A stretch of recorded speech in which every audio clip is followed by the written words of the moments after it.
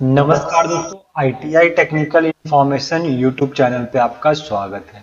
तो दोस्तों हम लोग फीटर ट्रेड से संबंधित प्रश्नों को सॉल्व कर रहे थे और आज इसको और आगे सॉल्व करने वाले हैं। तो चलिए शुरू करते हैं आज का पहला operation of bevelling the end of a drill hole. Drill किए गए छेद के अंत को वेवलिंग का कार्य है क्या है। तो दोस्तों क्या है, क्या रीमिंग के द्वारा वेवलिंग किया जाता है, स्पॉट फेसिंग के द्वारा वेवलिंग किया जाता है, काउंटर बोरिंग के द्वारा या काउंटर सिंकिंग के द्वारा। तो दोस्तों होता क्या है कि जो आप ड्रिल होल करते हैं तो उसके एंड में इस तरह से वेवलिंग कर दिया जाता है। तो ये किया क्यों जाता है, तो यहाँ पे इसलिए किया जाता है ताकि काउंटर सिंक हेड स्क्रू को लगाया जा सके।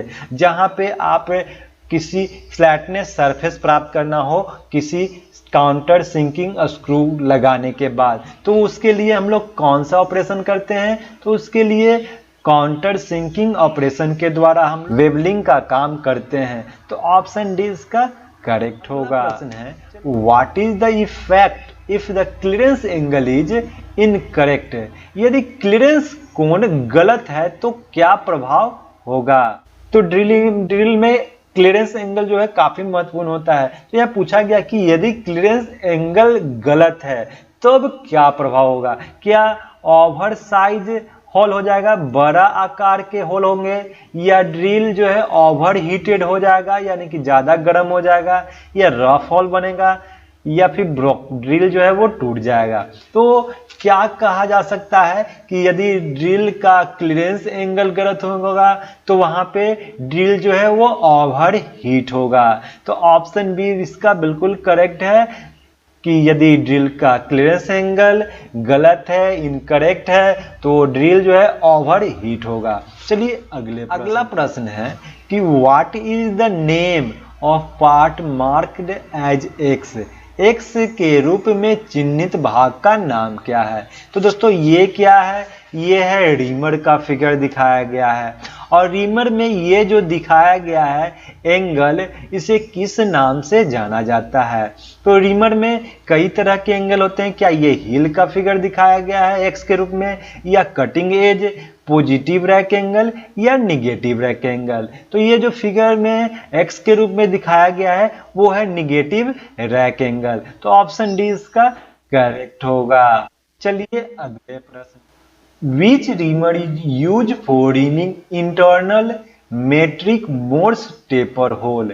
आंतरिक मेट्रिक मोर्स टेपर होल को रीमिंग करने के लिए किस रीमर का उपयोग किया जाता है।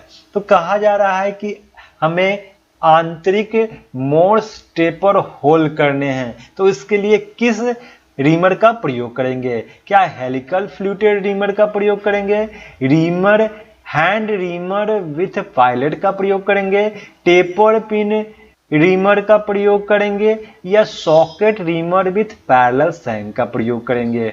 तो दोस्तों जब आपको रीमिंग करना हो internal metric Morse taper hole के लिए, तो उसके लिए socket reamer with parallel shank का इस्तेमाल करेंगे। तो ऑप्शन डी इसका करेक्ट होगा कि यदि आपको आंतरिक मैट्रिक मोर्स होल की रीमिंग करनी हो तो socket reamer with parallel shank का इस्तेमाल करेंगे। प्रश्न है, what is the name of this type of reamer. इस प्रकार के रीमर का नाम बताइए। क्या यह हैंड रीमर है, हेलिकल रीमर है, मशीन रीमर है, या टेपर पिन रीमर है। तो दोस्तों ये जो रीमर दिखाया गया है वो एक हैंड रीमर का दिखाया गया है, क्योंकि हैंड रीमर में होते हैं वो टेपर लीड होते हैं, अधिक लंबा टेपर लीड होते हैं। यहाँ पे देख सकते हैं कि यहाँ पे टेपर लीड दिया गया है, वो होता है हैंड रीमर में। वहीं वेबल टेपर लीड की बात की जाए तो उसके लिए जो होते हैं वो मशीन रीमर में जो होते हैं वो वेबल टाइप टेपर लीड होते हैं। तो ये फिगर जो है वो हैंड रीमर का है, तो ऑप्शन ए इसका करेक्ट। अगला प्रश्न है, what is the name of part mark x. X के से चिन्हित भाग का नाम बताइए। तो ये क्या है, क्या ये आर्बर है, ड्रिल चक है, ड्रिल बिट है या चक्की है? तो दोस्तों ये एक आर्बर है, तो ऑप्शन ए इसका करेक्ट होगा कि एक आर्बर है। और आर्बर का इस्तेमाल क्यों किया जाता है? आर्बर का इस्तेमाल जो है वो ड्रिल चक को होल्ड करने के लिए किया जाता है ड्रिलिंग मशीन में। चलिए अगले प्रश्न पे। अगला प्रश्न है, which reamer has a long taper lead? कौन से रीमर में एक लंबा टेपर लीड होता है?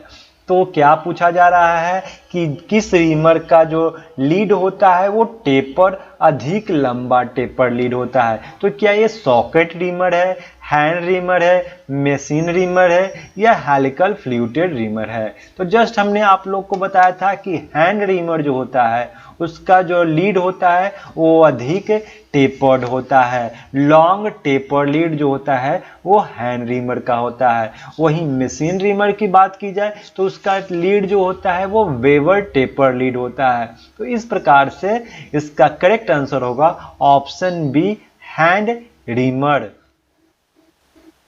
What is the type of defect on drilled hole? Drill किए गए होल पर किस प्रकार का दोष है? दोस्तों ड्रिलिंग कर रहे हैं और यहाँ पे आप देख सकते हैं फिगर में, बिल्कुल आप ध्यान से देख सकते हैं कि ये जो एक्सिस दिखाया गया है वो ड्रिल का एक्सिस दिखाया गया है और ड्रिल का पॉइंट जो है यहाँ पे है और पॉइंट जो है वो बिल्कुल एक्सिस में नहीं है। तो क्या डिफेक्ट होगा? क्या रफ होल बनेंगे, क्या ओवर हीटेड ड्रिल होंगे या ओवर साइज होल होंगे या अनइक्वल फ्लो ऑफ चिप होगा, यानी कि चिप जो है वो असमान प्रवाह होगा। तो फिगर दिखाया गया उसके हिसाब से जो है वो ओवर साइज होल होंगे, यानी कि होल के आकार बड़े होंगे क्योंकि ड्रिल जो है वो एक्सिस में नहीं है, इसके पॉइंट एक्सिस में नहीं होने के कारण ड्रिल जो है वो ओवर साइज यानी बड़े आकार के बनेंगे। तो सी इसका करेक्ट आंसर होगा। चलिए प्रश्न है कि what is the defect if the pore of the grinding will get clogged? अगर ग्राइंडिंग व्हील के छिद्र बंद हो जाए तो क्या दोष होगा? तो क्या वो ड्रिलिंग दोष होगा या ग्लेजिंग होगा, लोडिंग होगा या ड्रेसिंग होगा? तो कहा जा रहा है कि जो ग्राइंडिंग व्हील के जो तीत हैं उसमें जो है चिप जो है फंस गए हैं, तो उसमें यानी कि मेटल फंस गए हैं, तो किस प्रकार का दोष होगा? तो इस प्रकार के दोष को लोडिंग कहा जाता है कि जब ग्राइंडिंग व्हील में उसके चिप्स जो है या उसके छिद्र जो है वो बंद हो गए हैं तो उस दोष को लोडिंग कहा जाता है। तो सी इसका ऑप्शन करेक्ट होगा, लोडिंग। अगला प्रश्न है, which cast iron has ability to reduce vibration and tool chattering in machine tool? किस कास्ट आयरन में मशीन टूल में कंपन और टूल चैटरिंग को कम करने की क्षमता होती है?